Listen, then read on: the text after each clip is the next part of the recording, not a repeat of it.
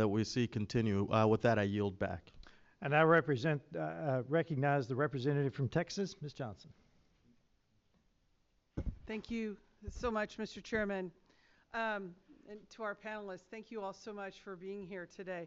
I want to echo my colleagues and our witnesses' comments that NATO's very existence has averted world wars and made the United States safer. Let me be clear, it's not a waste of resources when we come together as allies to defend one another, as implied by some other members of this committee. The security and prosperity that we have enjoyed since world wars is no accident. Out of the fog of war, the United States helped found this now 80-year-old alliance that guaranteed under Article 5 that should any NATO nation come under attack, the other members will consider it as an attack against members all and will take all actions it deems necessary to assist. Article 5 has been invoked once in NATO's history, and that was on September 12, 2001, one day after al-Qaeda killed almost 3,000 people here in our homeland. In the following years, our NATO allies came to our aid, and 1,000 troops died in combat alongside Americans. But now we have a president who questions that same security assistance we relied on to keep our own nation safe. Just a few weeks ago, he said in the Oval Office, "You know the biggest problem I have with NATO? If the United States was in trouble and we called them, do you think they're going to come and protect us? They're supposed to. I'm not so sure." I find these comments incredibly reckless and irresponsible and dangerous to our national security in light of the one time when NATO's been activated, it was in our defense.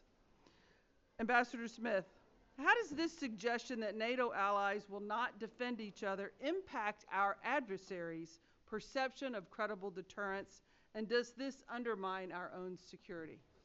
Well, thank you, Representative. When the war in Ukraine started, I think both President Xi in China and President Putin in Russia made an assumption, and that was that the NATO allies would grow weary, that they'd grow impatient, that they'd grow distracted, and they wouldn't be able to maintain focus on Ukraine. But we have maintained focus on Ukraine.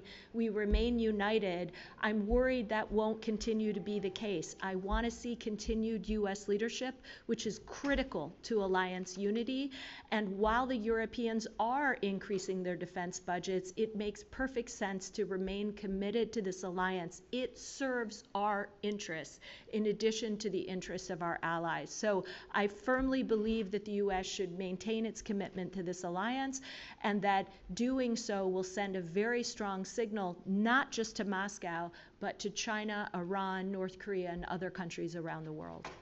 And it seems to me like the administration is sort of doing the hokey pokey. We're in one day, we're out one day, we're in one day, and we're turning it all about. And that is not the way to have sustained, reliable, persuasive foreign policy, in my opinion. Do you agree? Yes, Representative, I will tell you that the day that the Trump administration suddenly, without consultation with any of our allies, flipped off and turned off intelligence sharing to Ukraine and all military assistance, it was eventually turned back on.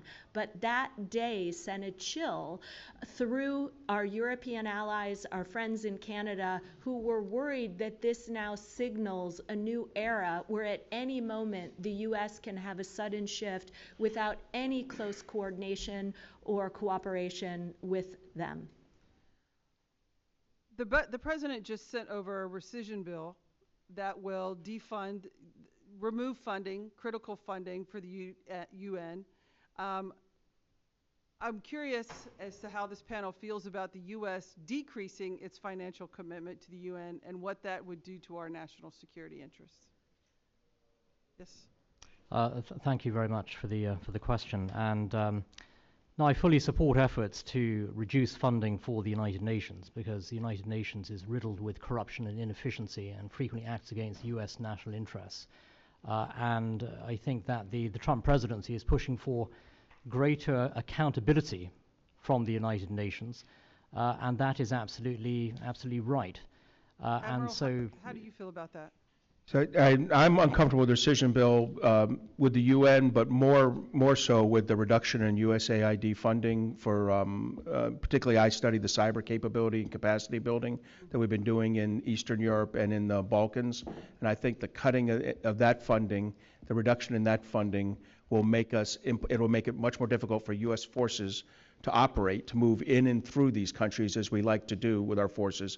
So we have to be very careful with these reductions and our overseas assistance. If they have a legitimate national security value, they should be maintained. And when you eliminate 100% of everything, I tend to think you really didn't do a legitimate review. I couldn't agree with you more.